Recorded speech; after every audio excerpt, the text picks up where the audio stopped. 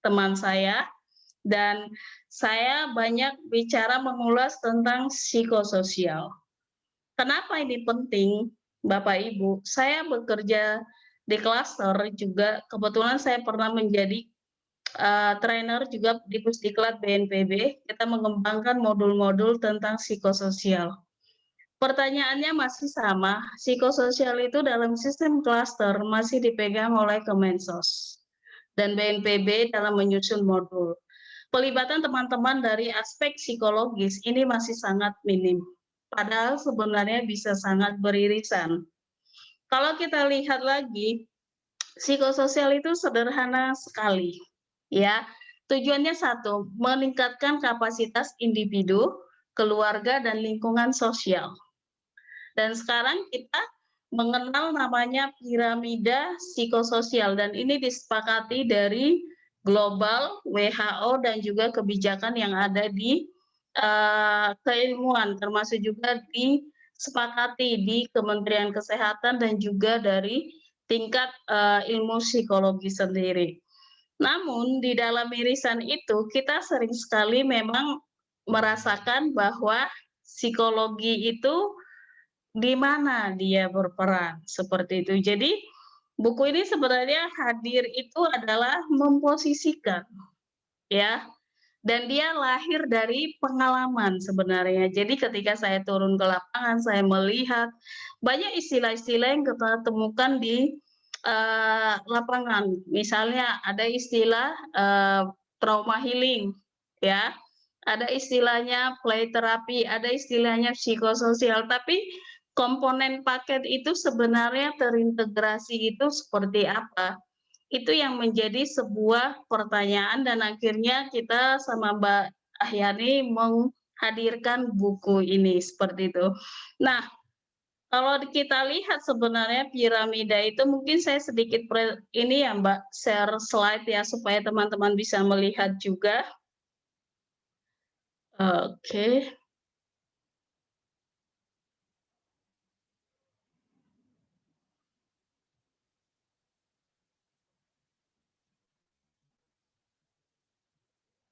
Nah, kalau kita lihat ke piramida ini, kita menemukan sebenarnya peran kita. Seperti Beli Putu katakan tadi, saat kapankah dia berperan sebagai psikolog, saat kapankah relawan itu turun? Sebenarnya pada tahap layanan dasar, keamanan tempat tinggal ini sudah menjadi bagian dari psikososial, ya. Ada sukarelawan, terus juga ada klaster yang diaktifasi. Mungkin teman-teman bencana atau disaster di sini bisa tahu ada 5 klaster untuk global dan ada 8 klaster yang secara nasional di BNPB. Di level ini sebenarnya kita sudah masuk yang namanya psikososial. Bahkan di buku Psikologi Terapan Bencana, saya punya satu form yang bisa diberikan di level ini untuk melakukan survei, asesmen awal terhadap kebutuhan aspek-aspek psikologis dan sosial yang dibutuhkan untuk dalam penanggulangan bencana tersebut. Nah, di sini juga ada PFA. Kita sering berpikir PFA mungkinkah diberikan? Mungkin. Tapi PFA yang tidak langsung konseling one by one. PFA mungkin kita berikan dengan tujuan untuk mengurangi resiko dampak psikologis yang lebih berat. Di buku Psikososial Situasi Bencana juga kita bicara kategorisasi. Jadi pengkategorisasian lewat screening, lewat survei yang kita berikan, kita udah langsung tahu dengan jumlah penyintas ataupun survivor yang saat itu bisa sampai ribuan, ratusan ribu, dengan data yang disiapkan seperti yang disampaikan Beli Putu, kita nggak akan gagap kalau kita sudah punya data yang lengkap, berapa kelompok rentan, berapa disabilitas, berapa survivor ODGJ, berapa ibu hamil, berapa anak-anak, itu semuanya sudah terdata, itu akan langsung kita bisa kategorisasikan. Dan masuk ke level kedua, di mana muncul upaya-upaya untuk dilakukan pencarian ya anggota keluarga, reunifikasi, kumpul. Nah, sampai ke level ketiga yang hijau ini, disinilah tenaga profesional kesehatan mental itu bisa mulai berperan. Tapi kita sering lupa, kadang kita bisa masuk langsung ke kuning atau kita langsung mengatakan program kita trauma healing. Berarti kita fokus dong ke level yang dukungan psikiatris dan psikologis. Jadi ragam istilah ini yang kadang kita temukan di konteks bencana membuat bingung sebenarnya apa sih yang dilakukan dengan psikososial itu. Nah, yang dilakukan dengan psikososial hanya ini, ya. Jadi, ketika terjadi bencana, di sebelah kiri yang gambar merah, kebutuhan itu bisa tinggi, ya. Penyintas bencana itu kebutuhannya itu tinggi. Tapi kalau pemberi intervensi itu di awal level kuning sama pink itu bisa rendah.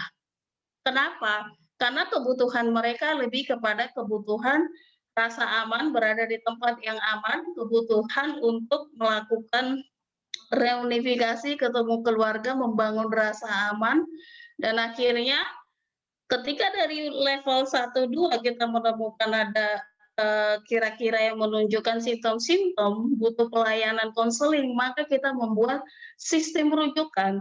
Jadi sebenarnya Bapak Ibu kita nggak harus mendirikan layanan konseling, kita bisa kerjasama dengan puskesmas. Nah, di buku di psikososial situasi bencana ini juga mengenalkan model-model pembelajaran bagaimana mengaktifasi layanan-layanan yang ada di wilayah kejadian bencana. Maka di sini juga bicara psikososial, kita bicara juga bagaimana tetap membangun kearifan lokal dan mempromosikannya seperti itu. Jadi tidak hanya berdiri sendiri, tapi mengaktifasi ya kapasitas sosial ini, dan akhirnya kita lihat lagi ada nggak kebutuhan dari psikiater, psikolog klinis, terapis, ataupun butuh layanan rumah sakit jiwa ataupun ruang aman, ya. Nah, disinilah yang nantinya kita buat aktivasi lagi puskesmas, rumah sakit, atau mendirikan sebuah tempat. Ketika misalnya fasilitas kesehatan tidak berfungsi, maka kita bisa mendirikan dengan prinsip-prinsip, yaitu dengan prinsip core humanitarian standard. Yang pertama adalah netral, independen, dan berdasarkan kebutuhan, dan juga kita tidak melakukan pelemahan terhadap struktur-struktur sosial masyarakat yang kuat seperti itu. Jadi di sini yang menjadi mendudukkan posisi itulah yang terkadang kita suka bingung. Tapi kalau kita melihat piramida yang sudah disepakati baik secara global, nasional, bahkan Kementerian Kesehatan juga, di sini perannya kita bisa berbagi. Dan saya kemarin waktu kita peluncuran buku juga dengan orang Kemensos, mereka mengakui bahwa peranan mereka berada di level 1, 2.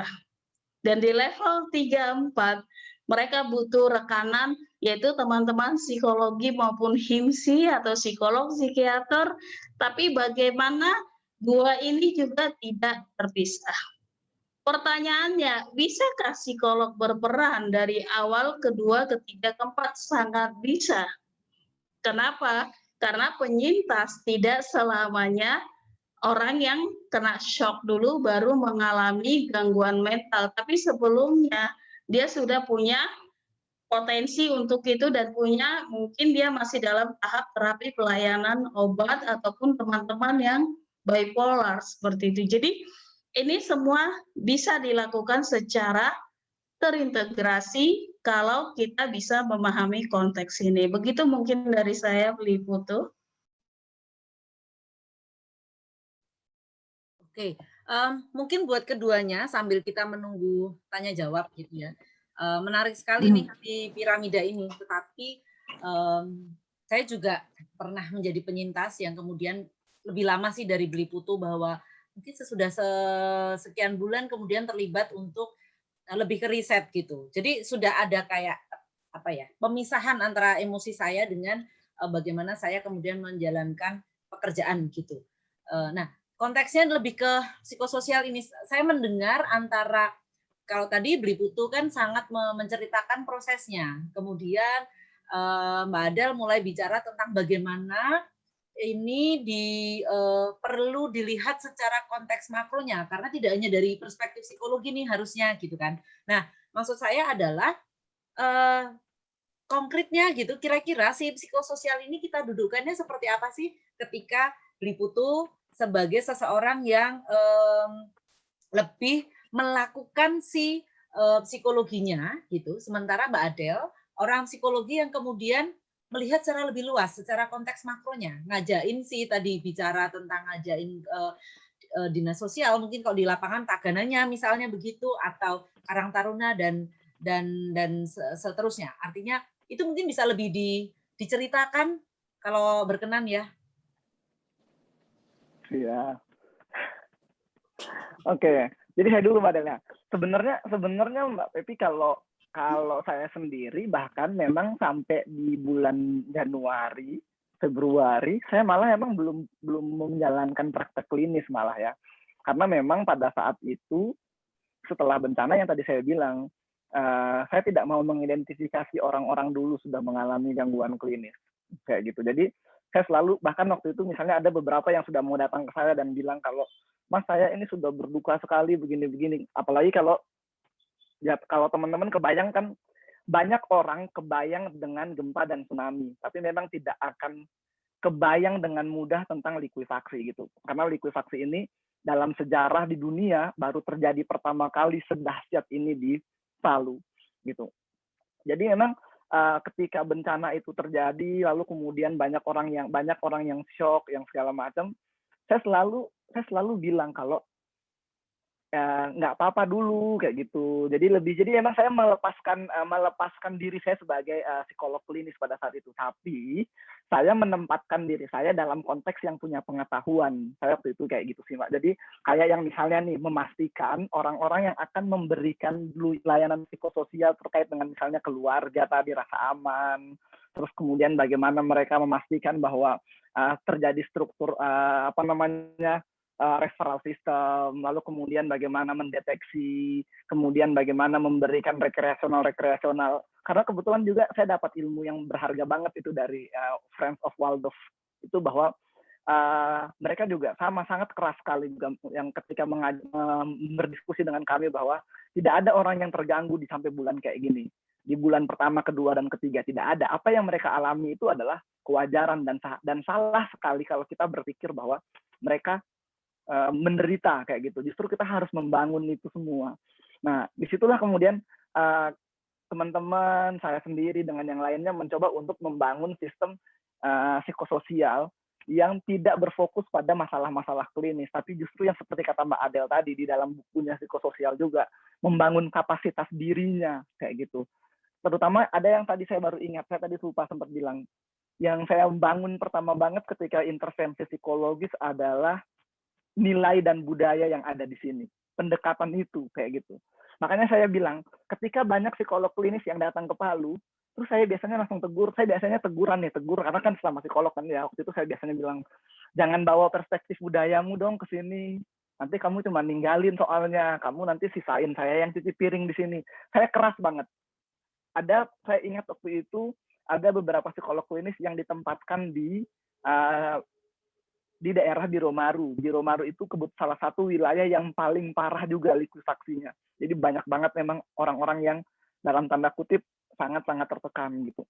Tetapi saat intervensi, saya dapat laporan kalau bias budaya sekali. Mereka bawa budaya Jawanya sampai sini gitu. Akhirnya saya bilang, nah ini nih, karena sudah bergerak dalam konteks spesialistik gitu. Coba kalau bergerak dalam konteks bagaimana merangsang mereka membangun ketangguhan di nilai-nilai kebudayaan itu sendiri kayak gitu. Bagaimana membangun itu. Nah, akhirnya bener lah begitu mereka pergi saya cuci piring kayak gitu. Karena pada ujung-ujungnya adalah ketika kita tidak peka sama budayanya lalu membuat program-program yang tidak peka budaya, buat saya itu kejahatan. Kayak gitu. Buat saya itu kejahatan gitu. Nah, makanya di awal-awal itu Mbak, awal-awal itu ya karena saya orang Palu jadi saya gampang banget untuk mengetahui di sini nih orang budayanya kayak gini, apa nih yang perlu diinginkan, apa perlu diinginkan. Salah satu kekhasan orang Palu Sulawesi Tengah itu kan sukanya ngobrol, sukanya cerita gitu. Jadi sebenarnya nggak perlu banyak-banyak punya intervensi panjang kali lebar kali tinggi deh. Duduk aja, kita ngobrol, minum kopi di situasi yang bencana. Tapi emang dasarnya orang suka cerita, itu bisa dikembangin kok. Dan akhirnya kemudian bisa membuat mereka menjadi lebih healing kayak gitu. Karena emang sebenarnya kan tadi itu belum ada yang perlu disembuhkan sebenarnya. Tapi tinggal melihat potensi kekuatan mereka. Bapak bisanya apa, ibu bisanya apa, apalagi yang ibu ini. Bukan kita yang tiba-tiba membawa rangkaian kekuatan. Ini loh dipakai. Nah, itu yang saya biasanya bilang sama Mbak. Mungkin Mbak Adel juga pasti sering ketemu nih.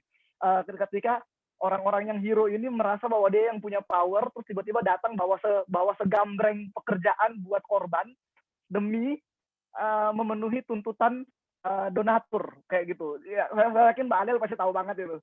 Jadi ketika sudah di lapangan, jadi pernah ada korban yang ngomong kayak gini. Saya ingat sekali itu. Ada korban yang kayak gini. Kita ini udah korban, ya kok disuruh untuk ngerjain sesuatu yang bukan pekerjaan kita. Terus kita difoto-foto, terus dibilang kalau udah berhasil. Ya Tuhan, salah senang kayak gini. Jadi akhirnya bukan main di ranah spesialis kan, saya main di ranah psikososial lagi kan, kemudian untuk membangun lagi perasaan berdayanya mereka. Oke. Nah, tapi itu paling banyak terjadi. Makanya saya bilang sebenarnya psikologi sangat penting sekali kalau dia bisa bekerja di level makro untuk bisa memberikan edukasi yang tepat kepada lebih banyak orang kayak itu. Orang-orang menurut saya LSM di Indonesia ini banyak banget, apalagi dengan nilai luhurnya kita saling membantu. Tapi tolonglah, dengan keahliannya kita sebenarnya kita bisa kok membantu, sharing dengan membantu, tapi pembantunya yang punya ilmu, jadi tidak asal sekedar membantu. Nah, jadi kalau kayak tadi Mbak Adel sempat bilang peran psikologi apa, kita sebagai psikolog apa, kita balik bekerja di level makro yuk kayak gitu. Jadi tidak hanya di level mikronya saja, nangani pasien di belakang meja. Saya rasa punya Mbak Adel punya buku ini itu kayak menampar kita sebenarnya kalau kita masih lebih sering bekerja di level mikro yang ketika ada bencana, ayo kita trauma healing, langsung sampai di situ. Saya rasanya itu mah juga bisa dilakuin sama non psikologi. Kalau teman-teman psikologi, teman-teman pasti bisa ngelakuin sesuatu yang lebih ini nih, lihat tarik ke akar, oke apa yang bisa dilakukan di level ini, sambil memang kalau misalnya dia mau memberikan layanan spesialistik ya boleh-boleh saja, seperti yang Pak Adel tadi bilang, misalnya kita temuin ada yang bipolar, memang misalnya saya nemuin yang anxiety-nya parah banget, nah itu tetap kan kita bisa tetap melakukan kegiatan-kegiatan klinikal kayak gitu. Begitu sih kalau saya kemarin. Mbak Adel, gimana Mbak Adel membawa perspektif kita orang psikologi gitu kan untuk bisa mengajak nih, karena psikososial sebetulnya kita nggak akan mungkin bisa sendiri kan Mbak? Oke, baik. Saya suka sebenarnya bicara psikologi terapan makro ya, karena terus terang ini menjadi titik balik saya ketika saya ngambil S2 di psikologi klinis dengan Ibu Menuk ya, Prof. Jeb. Saya waktu itu belajar participatory action research. Nah, di situ menjadi membuka sebenarnya ruang-ruang sekat di mana psikologi itu berperan. Psikologi itu tidak hanya bicara one by one, tidak hanya mendalami emosi, perilaku, dan juga beberapa alasan motif kenapa berperilaku, tapi kita juga melihat bagaimana konteks ya pemberdayaan sekitar dan lingkungannya. Kenapa bencana dikatakan menjadi peristiwa traumatis? Enggak cuma karena gempa buminya, bukan karena tsunami-nya, tapi pada saat terjadi bencana ada yang rusak. Ya, bisa kita katakan lingkungan atau sekitar mereka rusak, kehilangan harta benda, dan juga dia bisa kehilangan orang-orang yang dicintai, terpisah dari keluarga inti, bahkan ada yang dibawa pergi, trafficking, pernikahan usia anak, pelecehan, banyak terjadi yang karena bencana. Nah, kalau kita melihat dari kacamata psikologi, di sinilah sebenarnya teman-teman, baik itu klinisi, baik itu industri, psikologi sosial, pendidikan, perkembangan, semua bisa diterapkan kok di konteks bencana, baik di saat emergensi maupun di pra-emergency seperti itu ataupun di pra-bencananya.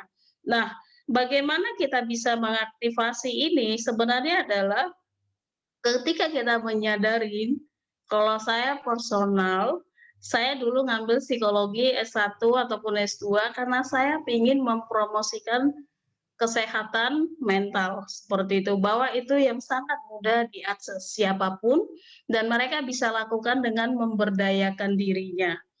Keterbatasan tenaga-tenaga psikolog atau praktisi perilaku atau psikologi ini membuat kita harus berpikir bagaimana memberdayakan orang-orang di tempat. Di buku ini juga di situ menjelaskan bagaimana kita memerlukan orang-orang yang dilatih dasar-dasar dari psikososial, meskipun dia bukan sarjana psikologi. Relawan ataupun masyarakat di situ bisa dilatih dan bahkan tenaga puskesmas itu bisa dilatih, tenaga kesehatan bisa dilatih psikososial seperti itu.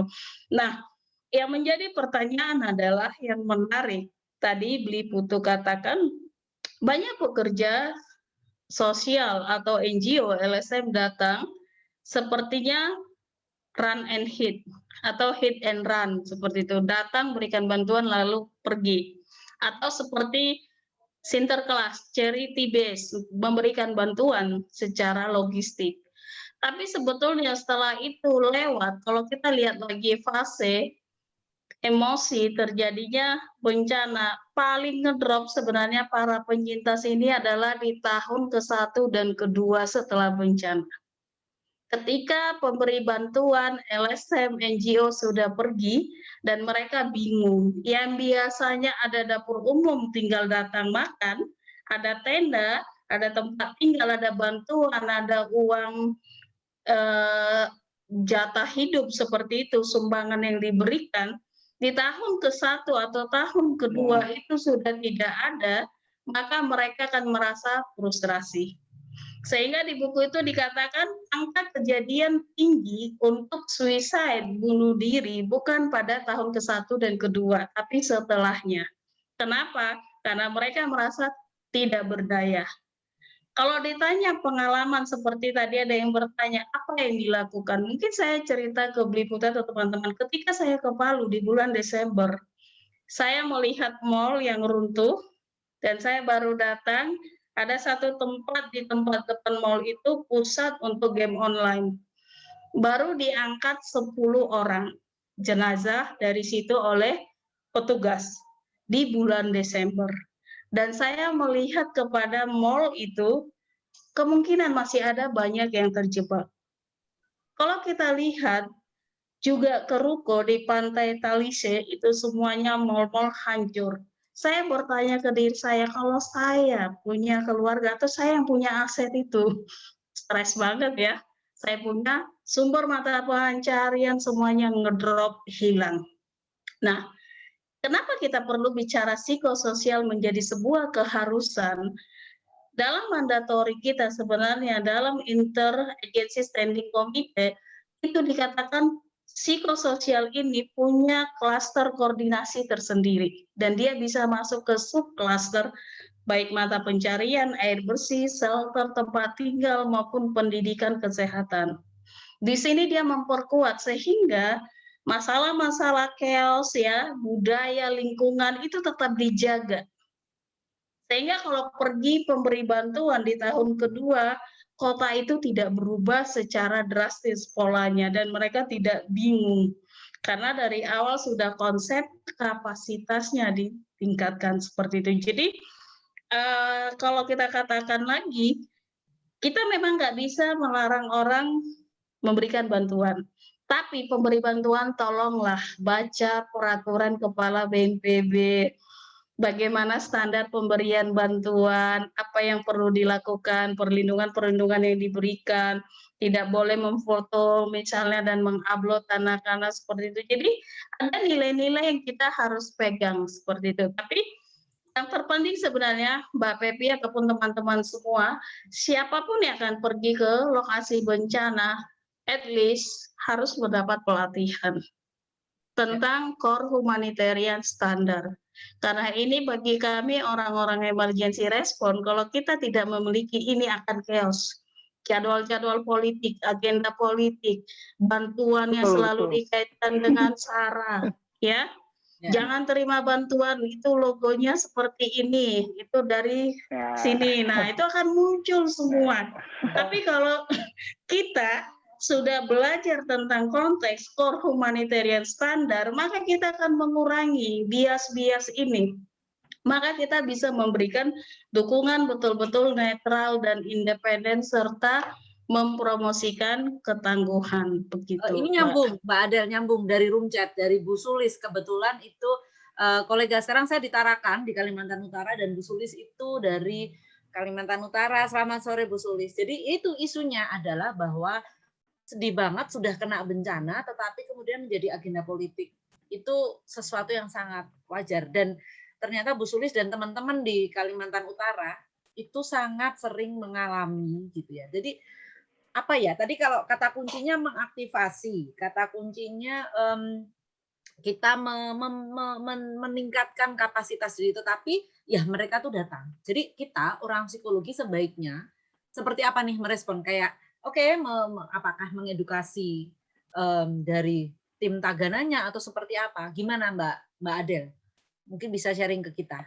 Oke, jadi saya bicara sedikit teknis ya di lokasi bencana. Jadi di lokasi bencana kita punya namanya sistem komando. Jadi siapapun yang datang ke lokasi bencana wajib datang ke posko komando, koordinasi. Di sana akan dicatat dan di situ sebenarnya kita bisa berperan, yaitu kita memastikan memberikan informasi nilai-nilai lokal budaya masyarakat setempat berada di titik posko koordinasi. Karena tidak akan ada boleh masuk ke daerah bencana kalau tidak tercatat di situ.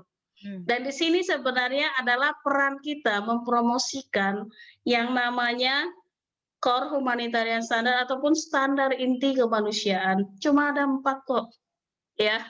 Jadi 4 itu adalah netral, independen, terus juga memberikan berdasarkan bantuan ya. Jadi jangan memberikan sesuatu kalau tidak dibutuhkan. Itu. Dan yang keempat adalah kemanusiaan. Ini yang dipegang. Nah, sering sekali kan bantuan diberikan berdasarkan pemikiran media yang diliput media ya, tapi bukan based on kebutuhan gitu. Nah, yang tahu kebutuhan di situ adalah teman-teman masyarakat di situ, relawan di situ. Makanya di piramida pertama itu kalau di buku kan ada screening atau pertanyaan, itu sebenarnya kita sudah ngambil 10 sampel dari lokasi titik, itu sudah bisa representatif di situ. Dan kita bisa berada di posko itu menjelaskan. Dan di BNPB, Perka BNPB juga mengatur ataupun Undang-Undang Penanggulangan Bencana Nomor 24 Tahun 2007 mengatakan pemberian bantuan itu juga harus independen, tidak berpihak kepada golongan politik tertentu seperti itu. Dan sebenarnya sistem komando ini kalau dia digerakkan, dia bisa berhak menolak. Ya, itu. Betul. Saya nangkap sebelum ke Beliputu ya. Artinya sebetulnya sih teman-teman di di sistem komando sudah paham. Tetapi banyak pihak yang belum paham. Jadi kita bisa masuk di area situ tadi. Kata kuncinya mempromosikan, mengedukasi, mengingatkan tentang konteks apa sih standarnya, lalu nilai budayanya sebagai pegangan.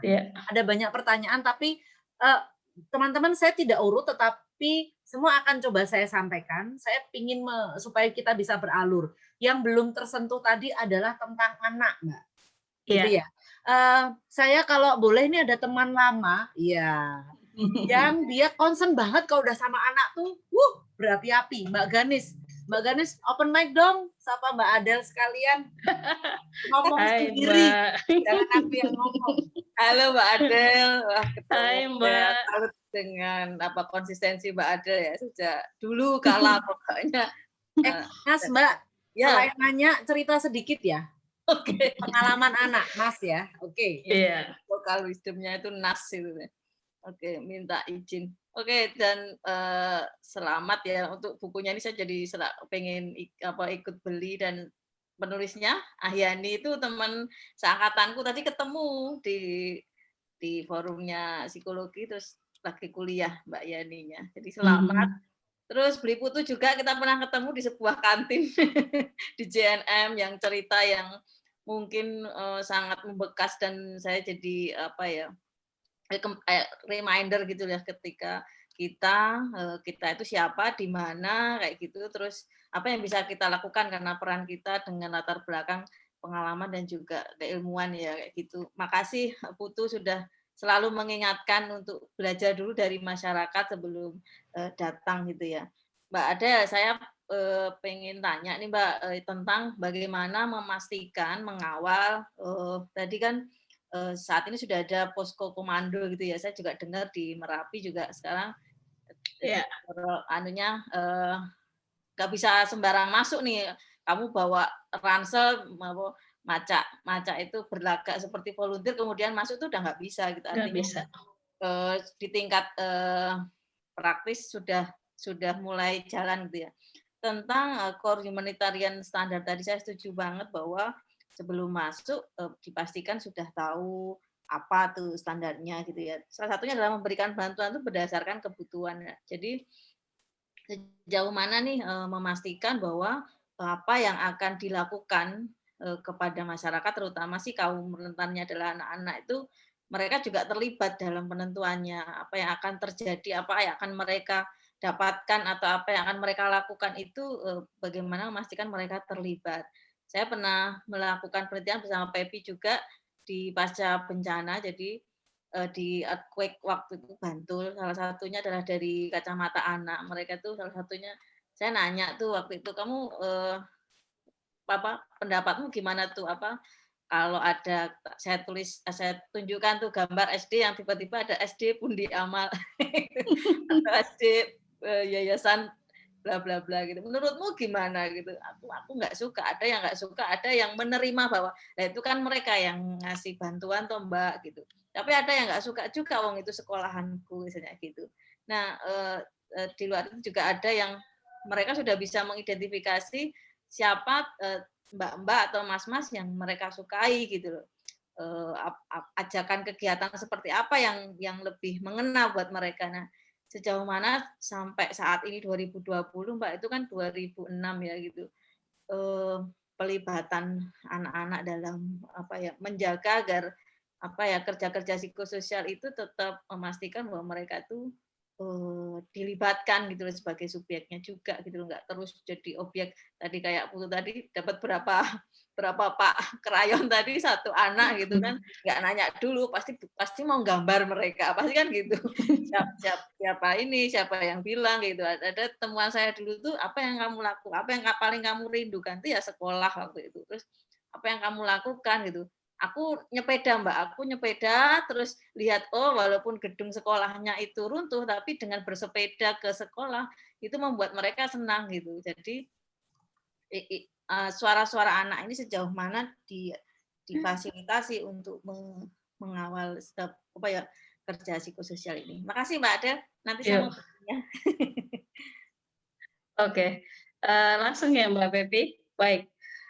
Terima kasih Mbak Ganis. Sebenarnya saya selalu salut sama Mbak Ganis yang concern kepada ACCD.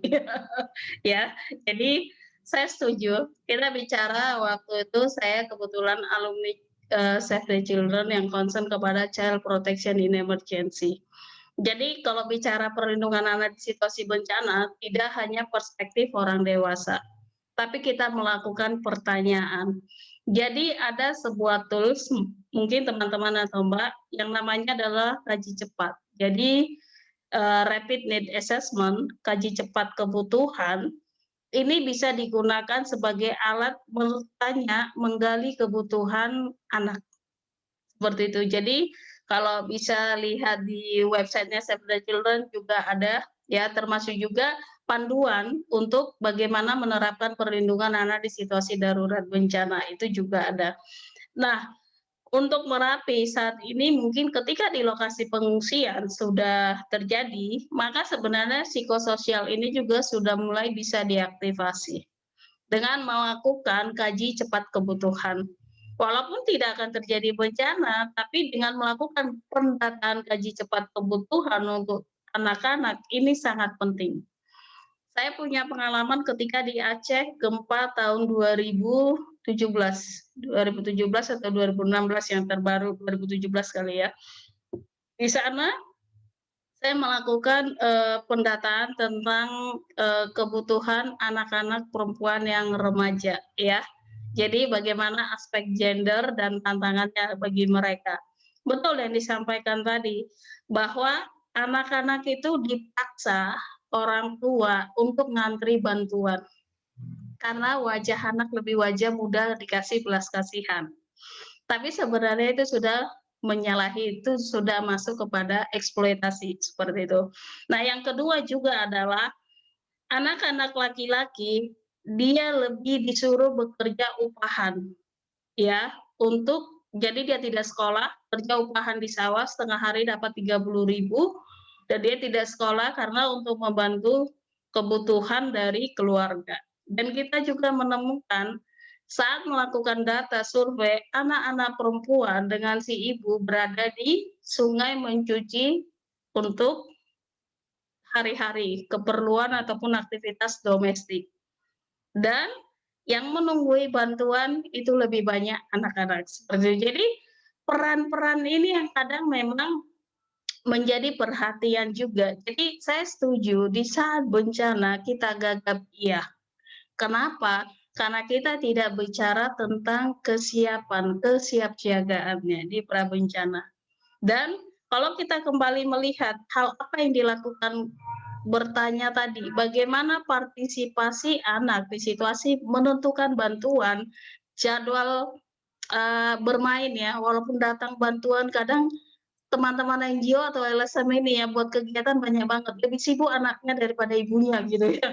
Karena bisa dari pagi sama yayasan ini, siang yayasan ini. Jadi anak tidak punya waktu untuk bermain dan belajar. Bahkan orang tua sibuk nganterin, ngawasin, mengharapkan bantuan gitu. Jadi bagaimana peran-peran promosi ini sebenarnya juga bisa diambil oleh teman-teman psikologi kalau kita udah tahu wilayah itu rawan bencana ataupun berisiko terhadap bencana, kita sudah bisa melakukan intervensi promotif ya untuk mengenalkan kalau terjadi bencana tidak hanya simulasi bencana tapi kita memberikan tips-tips bagaimana mengelola bantuan ataupun orang yang datang memberikan bantuan seperti itu. Mungkin begitu Mbak. Ya, sebelum Ya.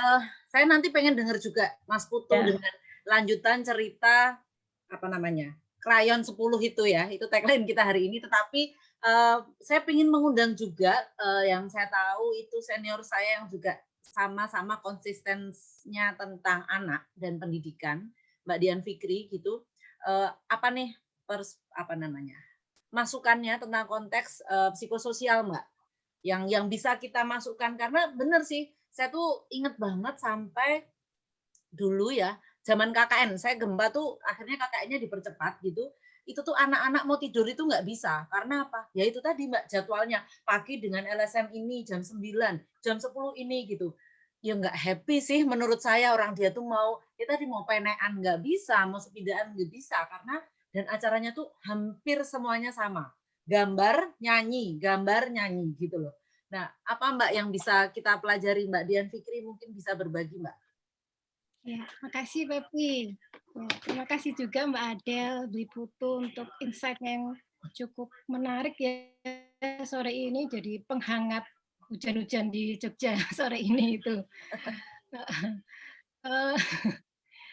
Terus ya yang yang ingin saya apa namanya garis bawahi itu sebenarnya tadi apa kalau tentang anak kalau dari siklus bencana itu ya ketika ada bencana kemudian masa tanggap darurat recovery PR dan lain sebagainya itu banyak sekali intervensi yang dilakukan terhadap anak itu selalu mendudukan anak sebagai objek. Jadi jarang sekali yang mendudukan memberikan fasilitasi anak supaya mereka bisa berpartisipasi dalam setiap alur tadi itu. Nah, padahal kalau saya yakin tuh Mbak Adel, Bli Putu, kalau misalnya baca-baca tentang resiliensi gitu ya, itu resiliensi itu kan tidak hanya soal coping, tapi kan soal bagaimana dia bisa apa namanya kayak daya lenting gitu ya, bisa bangkit dari keterpurukan, dari trauma dan lain sebagainya. Nah, dari semua literatur resiliensi yang terbaru itu selalu mengatakan ketika kita mau mensupport resiliensi kepada anak itu kuncinya satu, berikan partisipasi kepada anak.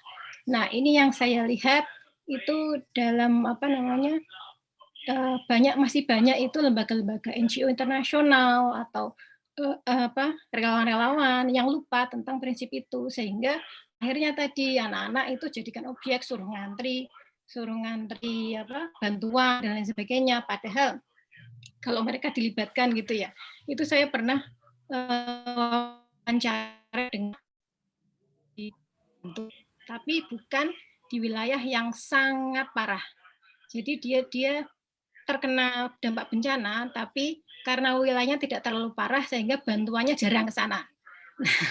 Terus karena bantuannya jarang, itu mungkin tidak sampai harus mengantri-ngantri gitu ya.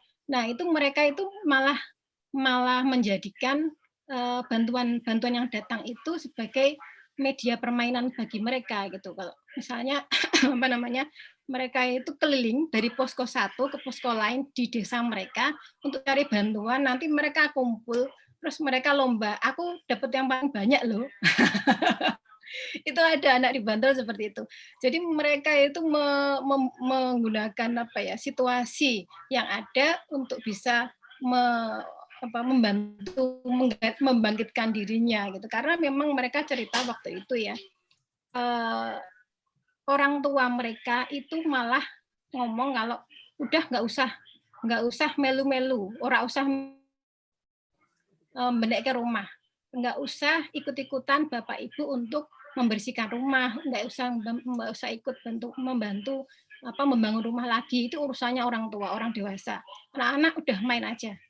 Nah, itu kan itu salah satu contoh aja ya, ketika masa tanggap darurat itu anak jarang sekali dilibatkan dalam hal-hal yang sebenarnya itu bisa memfasilitasi resiliensi mereka gitu. Nah, kalau misalnya kalau aku kan memang lebih banyak di pendidikan gitu ya. Pendidikan kan lebih banyak memang ketika dalam konteks bencana itu banyak perannya itu terlihat di ketika sebelum bencana atau tadi Mbak Adel sering mengungkit tentang PRB, pengurangan risiko bencana. Terus sekolah juga sangat berperan dalam masa pemulihan atau recovery karena tadi seperti Mbak Ganis bilang anak-anak itu pengen segera sekolah karena mereka itu untuk menghilangkan biar nggak terlalu lama berlarut-larut dengan rasa rasa sedih dan lain sebagainya. Itu mereka butuh sesuatu kegiatan yang terstruktur. Nah, mana lagi yang bisa memfasilitasi itu kalau bukan sekolah gitu. Jadi sekolah itu sangat penting untuk bisa memfasilitasi anak supaya lebih cepat mereka bangkit dari itu gitu.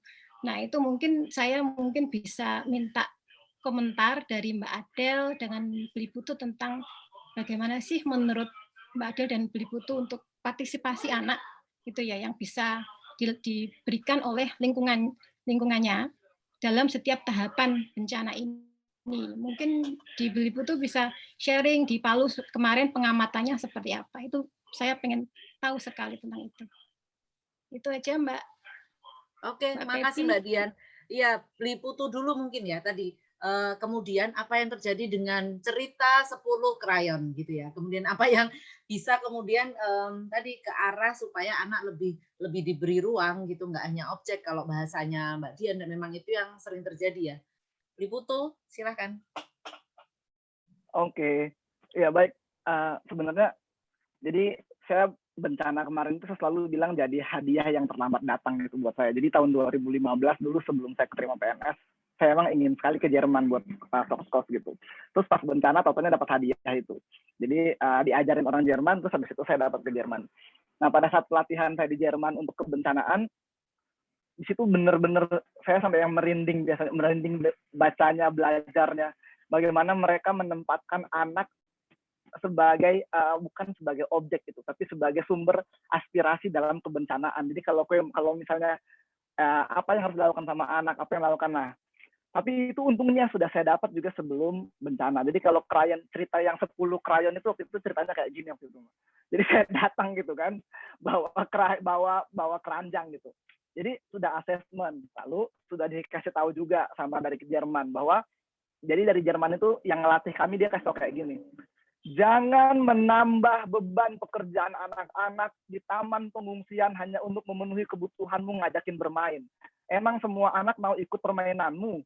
Nah, akhirnya saya dikasih tahu, coba Mas Putu ingat-ingat apa sih permainan khasnya Kota Palu, Sigi, Donggala itu yang dipakai. Jadi saya diajarin itu, yang diajarin sama teman-teman di Jerman itu filosofi ritme permainan dengan kondisi psikologis. Lalu saya disuruh memakai permainan khas sini. Jadi saya tidak menambah permainan. Nah, tapi ceritanya saya nggak bawa krayon ini. Nah, jadilah pada saat saya sampai, terus saya dilemparin batu gitu sama anak-anak. Nah, saya nggak kaget memang kalau orang-orang Palu ini segitunya, karena memang orang Sulawesi Tengah ini kan, apalagi Palu Sigi Donggala, emang cukup keras orangnya. Jadi kalau melempar batu itu kayaknya udah anak-anak udah saya juga orang sini. Jadi pada saat saya dilemparin batu nggak kaget, saya deketin. Jadi saya tanya kenapa gitu. Terus dia bilang kalau kenapa saya nggak dikasih krayon? Lah mau ngapain? Terus dia bilang emang kenapa Bapak cari tahu? Begitu masuk ke rumahnya tadi itu yang saya dapat 10 krayon gitu. Jadi saya bilang, lah kamu tuh udah belajar bohong loh sekarang. Jadi langsung ke poinnya gitu, udah kelas 6 SD waktu itu dia. Kamu udah belajar bohong loh sekarang. Terus dia ngomong, yang ajarin bukan yang ajarin mama kok dengan teman-teman relawan. Loh kok bisa? Ya iyalah kalau kita nggak bohong kita nggak dapat bantuan. Oke. Jadi maksudnya, jadi kalau kita nggak menderita, nggak tampak ini, kita nggak dapat bantuan. Nah itu tuh membuat saya sedih banget gitu. Akhirnya kemudian yang tadi saya bilang, psikolog harus belajar di level makro. Jadi setelah saya temuin itu, terus saya kasih ingat ke pemerintah. Kebetulan advokasinya kan ke pemerintah. Saya bilang, yang dibutuhin adalah anak-anak bisa kembali beraktivitas, apakah itu sekolah atau apa segala macam. Dan kalaupun ketika mereka kembali sekolah, minta tolong sekali kalau misalnya akan banyak relawan-relawan atau LSM yang membantu di sekolah, itu tidak menambah beban pekerjaan mereka. Itu harus disepakati bersama waktu itu. Tapi emang sulit sih sebenarnya. Karena kalau kita ngomong ke komando ini, saya mau bilang nama Adel ini. Komando di tempat saya waktu itu sangat-sangat berantakan, Mbak Adel. Berantakan luar biasa. Misalnya nih, saya datang ke komando A. Di komando A tiba-tiba sudah ada catatan ini. Loh kok ada komando B lagi? Ini komandonya berapa sih? Jadi yang kayak gitu waktu itu. Jadi sempat yang, oke, apalagi kan nuansa politik kan. Karena emang sebenarnya pada saat Palu Sigi Donggala ini itu sudah pengakhiran masa jabatan. Jadi emang makanya sampai sekarang teman-teman 12.000 rumah huntap belum berdiri karena agenda politik yang masih terjadi. Rumah baru berdiri 1.200 dari 12.000. Teman-teman, itu parah banget gitu. Nah, terus kalau bicarain soal aspirasi anak, saya punya catatan sebenarnya tadi ketika bicara anak.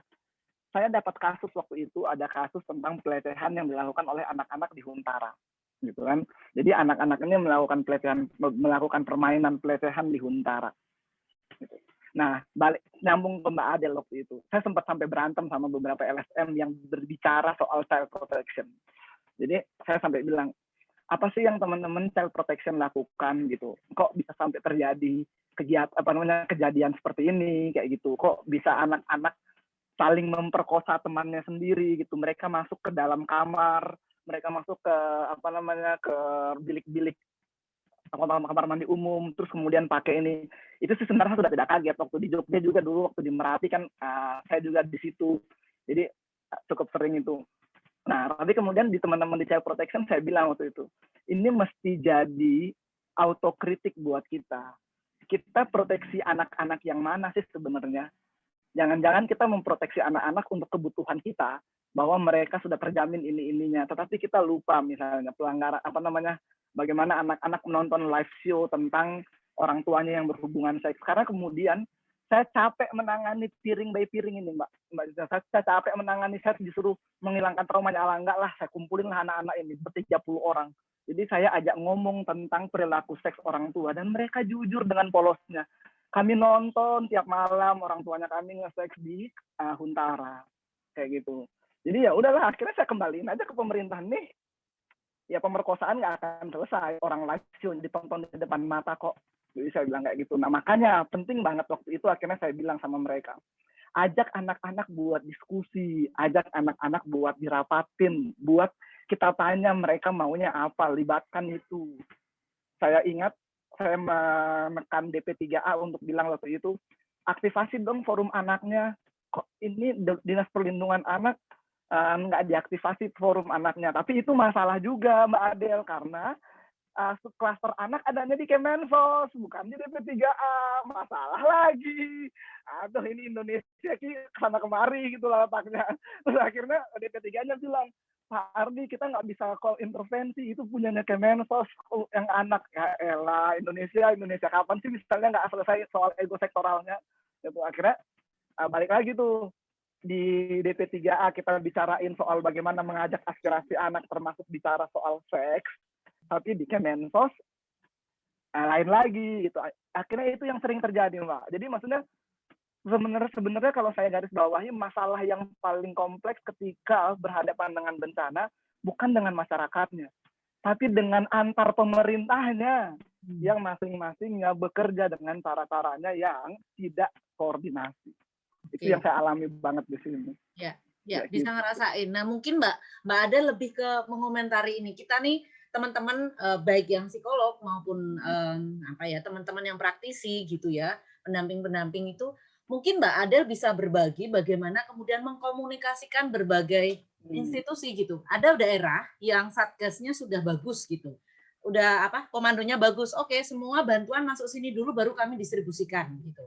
Tapi mungkin beberapa daerah masih belum sebagus itu. Apa nih kita dari psikologi bisa menjembatani deh, paling enggak bagaimana cara masuknya supaya mereka mau mendengarkan bahwa yuk kita tuh harusnya koordinasi bukan ekosektoral. Mbak Adel mungkin bisa kasih tips. Ya. Oke, terima kasih Mbak. Jadi gini, kalau bicara disaster management ini sebenarnya nggak bisa terputus ya, Mbak Oki, Mbak Dian tadi sama Mbak Gadis juga, dari setiap fase itu sendiri, semua aktor itu bisa menjadi misalnya child-led center atau berpusat pada anak seperti itu, ataupun sekarang bagaimana kita berperan kepada aktor-aktor itu. Saya punya pengalaman ketika saya memfasilitasi rencana kontingensi. Jadi sebenarnya kalau bicara sistem komando itu berada di rencana kontingensi, rencana kesiapsiagaan. Saat kapan aktivasi komando tanggap darurat? Saya kasih contoh yang terjadi di Garut. Waktu bencana Garut, banjir bandang, itu yang memegang komando adalah TNI Koramil. Jadi itu diaktifasi, semua bantuan terpusat kepada satu, ya. Jadi semua masuk ke situ baru dibagikan dan tidak ada yang tertinggal. Namun ini sebenarnya bisa dilakukan ketika itu bencananya skalanya mikro. Tapi kalau sudah kasus skalanya besar ya, jadi kita punya namanya level bencana. Ya, jadi yang menentukan status bencana itu adalah ini bencana atau tidak. Di level terendah itu ada di bupati, wali kota, tingkat kota dan bupati, baru provinsi, baru nasional. Kita mengalami nggak Palu Sigi dikatakan bencana nasional? Abu-abu kan? Iya, abu-abu. Ya. Kenapa? Iya. Karena kalau sudah kita deaktivasi kita bencana nasional, maka bantuan asing akan masuk. Nah, di situ peran-peran lembaga internasional yang memiliki konteks ya, kalau sudah bencana nasional seperti Aceh, maka akan dipegang oleh UN OCHA untuk koordinasinya, seperti itu. Tapi, waktu Palu Sigi, maka dia dipegang oleh BNPB dan memilih satu komando, waktu itu mungkin dari TNI ya. Nah, ini yang sebenarnya yang terkadang lupa gitu. Betul, posko komando itu cuma satu kok. Nggak ada yang lain, cuma satu. Dan lainnya disebut pos ataupun klaster. Di bawah klaster ada sektor. Ya, jadi dibagi lagi misalnya. Nah, di sini yang kadang tidak terkoordinasi kenapa? Karena pemberi-pemberi bantuan ini datang berdasarkan organisasi politik, golongan dan individu. Tapi bagi pekerja-pekerja koordinator kebencanaan NGO ataupun LSM, dia sudah tahu setiap sore ada koordinasi. Nah, sebenarnya kita juga praktisi psikologi ini boleh kok menjadi aktivis PRB, aktivis bencana boleh banget. Kita bisa gabung kok dengan relawan-relawan sehingga kita bisa mempengaruhi ataupun mengadvokasi. Biasanya di level saya biasa melakukan mungkin nanti di buku yang berikutnya ya Mbak Pepi yang muncul sosiodrama yang saya tulis lagi proses sama Bu Menuk, itu adalah bagaimana sosiodrama yang saya lakukan di Kendari untuk membangun kesadaran kesiapsiagaan pemangku kepentingan di Kabupaten Kolaka waktu itu untuk bisa tangguh ataupun sama-sama mereka melakukan event untuk kesiapsiagaan simulasi seperti itu. Jadi psikologi sangat berperan di situ, berbagai pendekatan-pendekatan bisa dilakukan.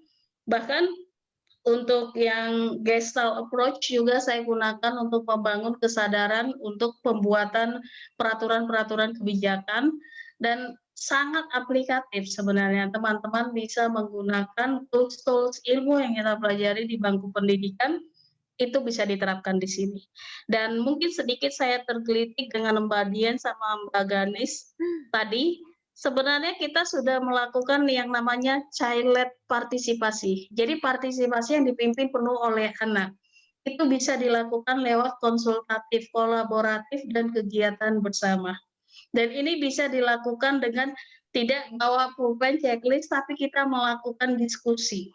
Seperti itu, permainan kolaboratif konsultatif tersebut. Jadi program-program ini juga sudah main. Bahkan saya pernah melakukan di kota Jakarta itu Child-led Urban Resilience. Bagaimana anak menjadi pemimpin dalam membangun ketangguhan kota. Seperti itu. Kalau udah bicara ketangguhan, kita bicara lebih luas lagi. Karena bicara partisipasi pembangunan ekonomi seperti itu. Nah, makin kompleks ya Mbak, makin kompleks lagi kalau bicara itu. Tapi saya yakin lah Mbak Ganis, Mbak Dian yang selaku aktor pendidikan sebenarnya juga sangat penting Mbak Dian di psikoedukasi. Ya, bagaimana di proses peralihan dari emergency ke rehab rekon, ada satu siklus yang namanya early recovery. Di situ pendidikan berperan dalam psikoedukasi. Bahkan dalam menyusun kurikulum di masa emergency akan berbeda gitu. Jadi bagaimana ini bisa dipengaktifasi sekolah di masa emergency, pendekatannya berbeda dengan yang sekarang seperti itu. Jadi akan lebih menarik lagi Mbak Pepi kalau misalnya the next session bicara edukasi in emergency, bahkan bisa membahas situasi pandemik sekarang, apakah pola pendidikan itu sesuai atau tidak, begitulah. Bencana itu luas. Coba kita rumuskan lagi ya Mbak ya. Iya, iya. Sebetulnya waktunya kalau sesuai jadwal itu harusnya sudah, tapi ini senior kita yang juga udah di mana-mana itu berkenan banget untuk berbagi dan sepertinya mau mengajak diskusi. Bu Reni, apakah masih bersama kita? Masih dong. Nah, Bu Reni, ayo Bu Reni boleh bagi dong Bu. Bagi-bagi. Sebenarnya aku tadi pengen tanya sih. Boleh. Tapi ternyata udah banyak dijawab ya di sesi sebelumnya tadi oleh Mbak Adel maupun Bu Putu. Saya makin ngerasa bahwa kok telat ya ketemunya sama Mbak Adel gitu. Jadi dulu tuh kalau saya sih psikolog ya, general psychologist. Meskipun pendidikan saya S2-nya ngambil klinis, tapi di pendidikan kita kan tetap general psychologist ya. Nah, waktu itu tahun 2004 ya, waktu bencana di Aceh, sama dengan Mbak Adel, tapi nggak tahu ya waktu itu kita ketemu atau enggak, atau kita berada di sisi yang berbeda. Jadi saya juga berangkat pada waktu itu di bulan Januari 2005. Jadi ceritanya ini agak unik, punya satu hubungan emosional karena pada tanggal 25 Desember itu seharusnya saya punya jadwal mengajar di Aceh tahun 2004 itu. Tapi saya sakit tipes sehingga saya nggak jadi berangkat gitu. Dan ternyata kampus tempat saya harusnya mengajar tuh luluh lantak ya, rata dengan tanah, sehingga mendorong saya untuk saya harus datang ke sana gitu ya, tetapi bukan untuk mengajar, untuk sesuatu yang berbeda dalam kaitannya dengan disaster. Nah, sampai di sana waktu itu kan kita memang belum punya pola seperti yang ada saat ini ya. untuk penanganan disaster pada saat itu. Jadi terus terang yang saya lakukan pada waktu itu memang yang nggak feeling amat sih, tetap ada baca referensinya. Yang saya ingat itu adalah bukunya Wang. Waktu itu dia bilang gini, di dalam semua natural disaster pasti di dalamnya ada human made disaster. Jadi saya lebih fokus ke human made disasternya pada waktu itu yang pada akhirnya sekarang mulai berkembang seperti tadi Bli Putu bilang dan Mbak Adel bilang ya, terjadi kekerasan seksual, terjadi eksploitasi anak atau perempuan di dalamnya. Dan itu sebetulnya udah ketemu pada saat tahun 2004. Karena saya memang concern-nya banyak di bidang forensik, jadi pada waktu itu rapid need assessment saya lebih ke arah prevensi primer untuk tidak terjadi bencana yang human made itu gitu. Nah, ternyata beneran saya bikin di daerah Banda Aceh, terjadi di Melabo, terjadi di beberapa tempat kejadian sodomi kepada anak, baik oleh anak maupun oleh orang dewasa gitu ya. Nah, pada waktu itu saya tetap pakai panduan dari Photo Voice-nya Wang, itu bagus banget. Mungkin untuk bisa menjadi modul yang menurut saya bisa jadi modul standar ya. Jadi anak-anak bisa dikumpulkan sesuai dengan segmen usia gitu untuk kita assess kebutuhan mereka di situasi bencana itu apa sebenarnya gitu dan itu bisa menjadi terapeutik juga secara nggak langsung ternyata gitu. Tadinya saya mau nanya pada akhirnya saya jadi berbagi nih ya. Nah di situ teknik Photo Voice itu jadi kalau tadi Bli Putu bilang bawa krayon, bawa apa, saya nggak bawa apa-apa kecuali saya bawa HP saya dan beberapa HP yang bisa saya pinjamkan untuk memotret karena tekniknya adalah teknik Photo Voice ya pada waktu itu. Dan di situ sampah banyak banget. Sehingga saya membuat anak-anak ini untuk peduli sampah. Nah, dari sampah-sampah itu bisa dimanfaatkan untuk assessment gitu. Assessment dalam hal ini rapid need assessment itu yang sekarang namanya adalah rapid need assessment gitu ya. Jadi anak-anak ini butuhnya apa, siapa butuhnya apa, segmen usia lain butuhnya apa gitu. Dan itu menarik banget. Jadi sekalian bisa buat bersih-bersih sampah. Mereka tidak tergantung pada donasi yang sifatnya adalah material, tapi mereka bisa memanfaatkan situasi sekitar untuk mengakses dirinya sendiri dengan gembira gitu. Memang terus terang waktu itu saya mencoba dengan teknik Photo Voice, teknik mandala dan beberapa teknik termasuk teknik mendongeng terapeutik gitu ya. Jadi itu pun ngumpulin barang-barang bekas, sampah-sampah yang ada di sekitarnya sehingga mereka bisa mengidentifikasi, oh ternyata situasi yang sekarang aku butuhkan itu adalah dekat dengan mamaku. Tidak dikumpulkan di dalam situasi pengungsian atau penampungan itu di situasi yang buat mereka bikin takut. Sehingga itu bisa kita laporkan ke bagian PU ya, bahwa oh ini butuh struktur lingkungan yang seperti ini begitu. Itu bisa muncul dari teknik Photo Voice ala Wang ya, Caroline Wang yang di participatory seperti tadi Mbak Adel sampaikan. Karena bagaimanapun di level PFA itu kan kita tetap harus melihat safety-nya mereka ya, baik fisik, psikologis maupun sosial. Nah, concern saya lebih kepada bagaimana kita membuat assessment kebutuhan secara cepat, lebih kepada kebutuhan psikososial dalam arti safety, psychological safety, supaya nggak jadi korban dan supaya tidak menjadi pelaku dari tindakan unetik atau ilegal. Karena kalau kita bagi dua, ternyata resiko di dalam natural disaster itu human made disaster yang bisa terjadi itu kalau nggak faktor etik ya, yang non etik atau ilegal, betul-betul yang pelanggaran hukum gitu ya.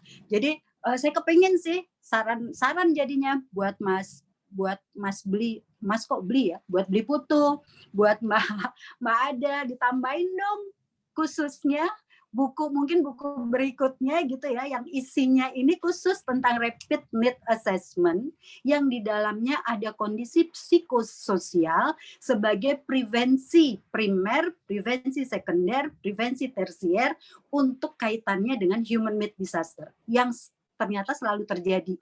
Saya di Aceh tahun 2005 itu terus ya sampai 10 tahun karena dananya pada waktu itu memang untuk 10 tahun pendampingan khusus untuk human need disaster prevention, lebih di situ. Nah, kemudian di Bantul juga seperti itu, Merapi juga seperti itu, dan terakhir di Palu juga ternyata risiko itu sangat tinggi, tapi masih jarang banget ditengok dan dilihat oleh teman-teman pendamping atau teman-teman yang memang menjadi peminat ya untuk terjun di lapangan mendampingi para penyintas gitu. Jadi kayaknya usul kalau bisa ditambahin Mbak bukunya atau next book ini, karena ada kekhususan, ada keunikan bagaimana kita melakukan rapid need assessment untuk prevensi primer, sekunder, dan tersier dalam rangka human made disaster itu di dalam satu cluster dengan natural disaster. Lebih ke situ, tapi keren banget Mas Bli. Sayang kita nggak pernah ketemu ya. Terus tadi waktu Mbak Adel bilang mall yang runtuh, kemudian itu ada tempat game online, saya ada di situ. Cuma tanggalnya mungkin beda ya. Saya ada di situ. Cuma concern saya di situ saya lebih banyak ke polisi, ke tentara, di samping ke P2 TP2A. Nah, berita baiknya buat Mas Bli ya, buat Bli Putu. Kemarin kita juga barusan dari Poso, itu human made disaster, jelas masalah terorisme. Itu sekarang sudah saling kolaborasi yang bagus dengan sistem komando yang sudah lebih bagus untuk bagaimana penanganan anak gitu ya di dalam situasi disaster. Makanya tadi Mbak Ade bilang satu komando. Iya kok, sekarang udah dikembangkan seperti itu. Jadi pemerintah juga mulai belajar, bukan karena saya orang pemerintah maka saya ngomong kayak gini, tapi saya melihat di lapangan kita berproses ya untuk belajar, dan peran kita besar banget di situ. Saya punya buku juga loh, siapa tahu ada yang mau tentang bagaimana assessment terapeutik khususnya sekaligus digabungkan di dalam rapid need assessment untuk prevensi itu tadi. Cuma bentuknya kasar banget, artinya poin-poin yang to the point, poin-poin yang to the point. Nggak seperti bukunya Mbak Adel yang saya langsung baca tuh 2 hari habis, luar biasa. Salut buat Mbak Adel, Bli Putu, dan teman-teman yang lain. Mbak Ganis, halo. Kita ketemu di buku, kita ketemu dalam keluarga besar bersama Bu Menu ya. Makasih, gitu sih Mbak Pepi. Ya, makasih Bu Reni. Luar biasa, senang. Iya, langsung saya dapat itu bahwa ternyata bencana bisa beranak bencana kalau kita lupa tentang konteks psikososial tadi. Tadi kita baru bicara tentang anak yang nggak didengerin, ternyata dia mau main. Ternyata anaknya beranak bencananya bisa banyak sekali. Terima kasih Bu Reni sharingnya. Mbak Adel, dipicu nih buat menulis. Gimana Mbak? Oke. Iya, Bu Reni sangat interesting banget ya. Karena saya tahu Bu Reni ini orang forensik banget ya. Jadi saya kepikirnya sebenarnya satu, Bu.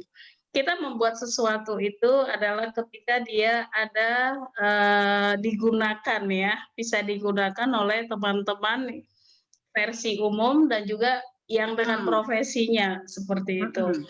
Nah, sejauh ini memang kebutuhan terhadap itu harusnya sudah ada gitu ya, tapi masih general. BNPB membuat gaji cepat general, Kementerian Perlindungan Anak juga general, tapi akan sangat menarik memang kalau misalnya saya dengan Ibu ya bisa berdiskusi mempertajam ini, karena saya tertariknya memang ketika bencana karena manusia, dan sebenarnya kita juga bisa mengambil aspek-aspek yang berhubungan dengan psikologi forensik lebih dalam lagi. Betul. Dan sekarang kan kita lagi mempromosikan yang namanya PSEA, protection sex ya, exploitation ya, abuse di lokasi bencana. Nah, bagaimana ini sebenarnya bisa tersinergi seperti itu. Nah, bagi saya pribadi sangat menarik, Ibu. Yuk, kita lanjut kayaknya ya. Jadi human made disaster itu kan macam-macam. Seperti misalnya bisa sengaja atau tidak sengaja, bagaimanapun pemberi bantuan itu kita nggak tahu motifnya sih. Bisa aja kan ada motif-motif tertentu yang disadari atau tidak disadari, itu bisa merubah situasi sosial dari masyarakat yang terdampak bencana itu gitu. Jadi yang tadinya masyarakat itu nggak mata duitan jadi mata duitan, itu kan termasuk human made disaster. Artinya dalam yang tadinya natural disaster, ternyata ada disaster yang beranak kalau istilahnya Mbak Pepi tadi. Belum lagi yang sifatnya ilegal, itu kan unetik ya. Yang sifatnya ilegal itu ternyata saya punya catatan cukup banyak gitu di setiap disaster. Oke. Ya. Saya kebetulan punya catatannya. Kalau Mbak Adel nanti bersedia ya kita berdiskusi setelah ini ya. Keren banget. Oke. Mbak Adel hebat. Habis ini jadi lecutan teman-teman kalau mau gabung gitu boleh meninggalkan pesan nanti ke kami gitu sehingga kita akan kontak, sehingga saya pikir karena sebetulnya ilmu kita itu gimana caranya kita mempersuasi, itu PR besar orang psikologi sih menurut saya ya, mempersuasi karena kita kadang-kadang nggak bisa kerja sendiri.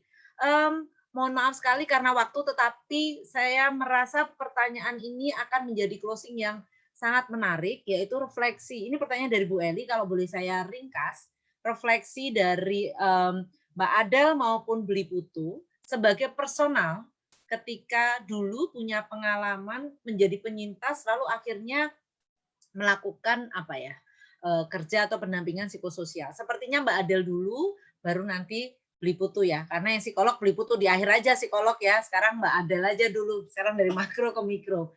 Silahkan Mbak, refleksinya. Dulu gimana sih mengolah emosinya gitu?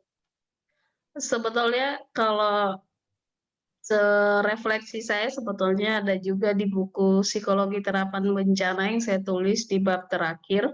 Sebagai pekerja kemanusiaan, siap tidak siap, kita akan diturunkan ke lokasi darurat seperti itu dan berhadapan dengan situasi yang sulit, yang berbeda, orang-orang baru, tekanan yang kuat, tuntutan, melihat situasi yang kadang sangat menyedihkan, tidak bisa berbuat apa-apa, tapi saya belajar satu hal di situ adalah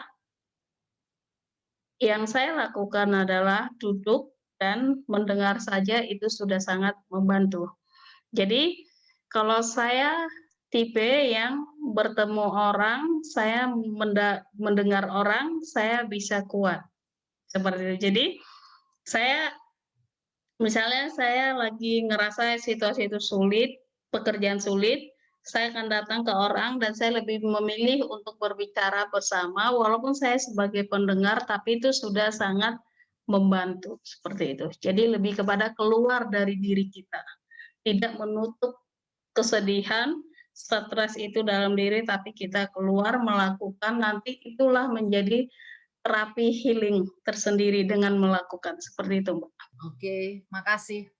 Kalau Mas Putu gimana Mas? Tadi kan jangan nangis gitu. Terus apa yang dilakukan? Iya, jadi sebenarnya Mbak, waktu kan kejadiannya itu saya emang di depan dalam hotel, di kamar mandi saya kebanting, terus di depan itu air. Jadi waktu saya sudah merasa bahwa saya akan mati, dan kemudian saya selamat tsunami-nya, tapi kemudian saya jalan kaki di sepanjang pantai yang tadi Mbak Adel bilang hancur, tuh saya jalan kaki dari lokasi kejadian sampai ke rumah itu dari jam 6:30, saya sampai di rumah jam 1 malam. Dan itu pun, dan sampai di rumah saya nggak ada yang tahu kalau ada tsunami sebenarnya, karena memang kan Palu ini agak tinggi gitu. Nah, yang saya refleksikan adalah Tuhan ngasih kesempatan saya hidup 2 kali sih sebenarnya. Jadi saya sebenarnya sudah mau mati, hampir mati karena satu penyakit yang parah banget di 2016.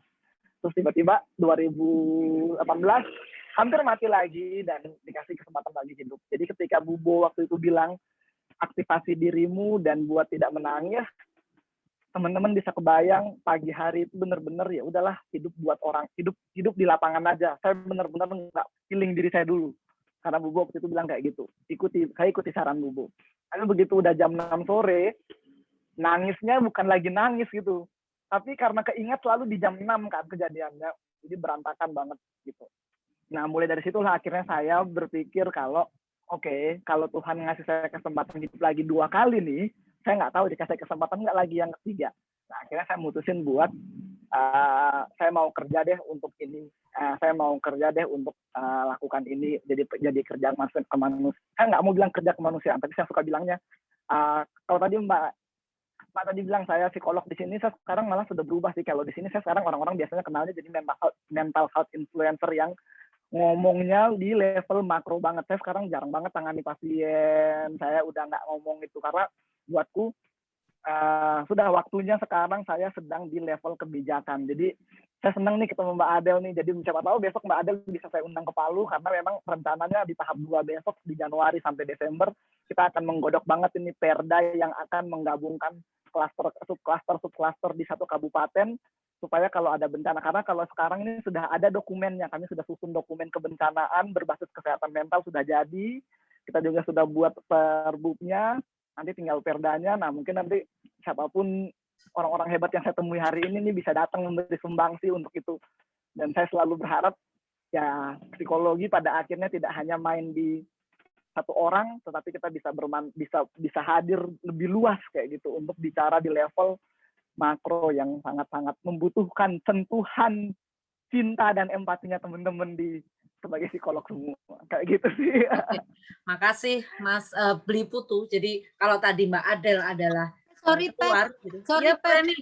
Boleh. Bli Putu tinggalnya di mana? Di Putu, di Saya Palu, di Bu. Palu. Ya Allah, tahu di Palu kemarin tak ajak ke Poso ya. Nah, Iya, saya biasanya juga ke Poso, Bu. Ini besok saya mau asesmen buat yang ke Poso kejadian baru-baru tuh, Bu, yang 4 orang dipenggal kepalanya. Besok saya berangkat ke sana juga, Bu. Sama, aku juga cuma agak ketunda karena COVID ya, berbagai Iya, hal makanya ini. itu. Oke, kita bisa kontak Oke. personal ya di sini ya. Sip, nanti Iya, saya Bu. bisa bagi. Saya senang sekali. Saya temen Ya Bu Reni, karena belum Ya. pernah kenal sama Bli Putu, ngenalin Nah, diri, itu. saya temennya Bubu. Iya, Bu. Saya kenal Ibu sering. Saya banyak tahu Ibu Nah. lah. Apa ikut-ikut belajarnya di kelasnya Ibu juga. Bukan Bu Reni pasti pada kenal nih, Bu Reni aja yang mungkin belum kenal. Iya. Makasih. Ya teman-teman, senang sekali. Banyak saya highlight, terutama kalau boleh.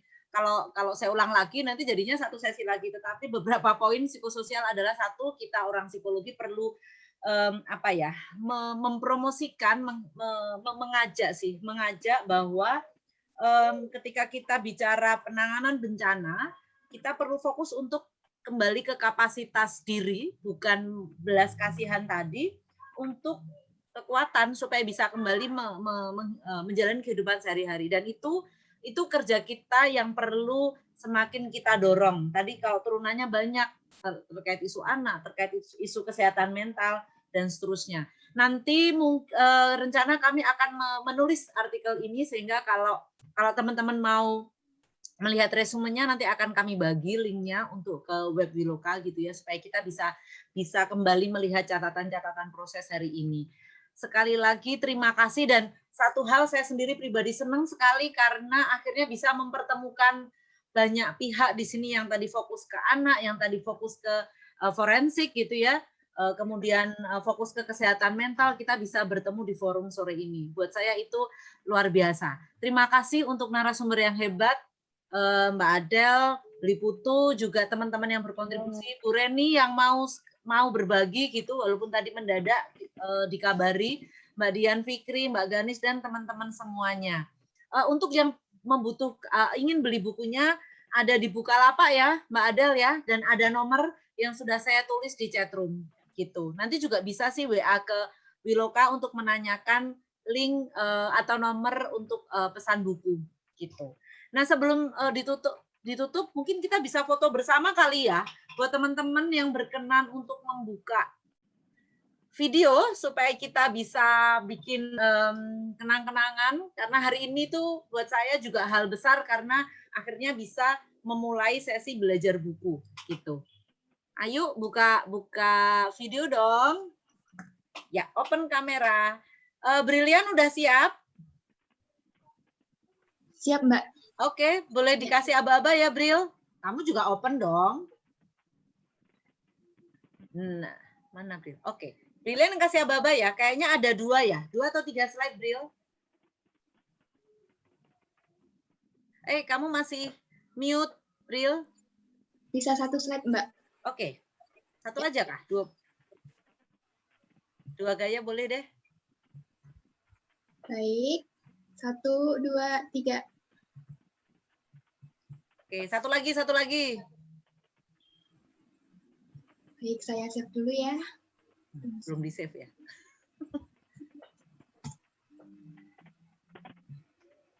Oke. Oke. Ya, satu 1, lagi. 2, 3. Oke. Ya, sudah. Terima kasih. Sekali lagi terima kasih teman-teman. Saya kembalikan kepada Edwin.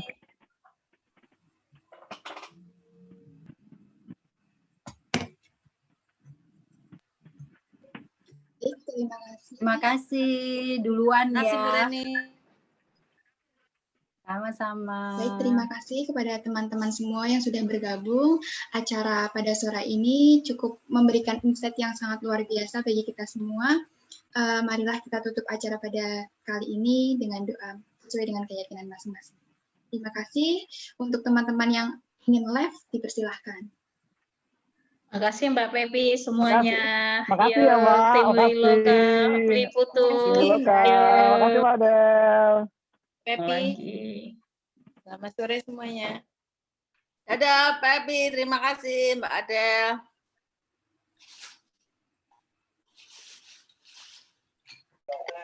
Terima kasih Wiloka. Terima kasih.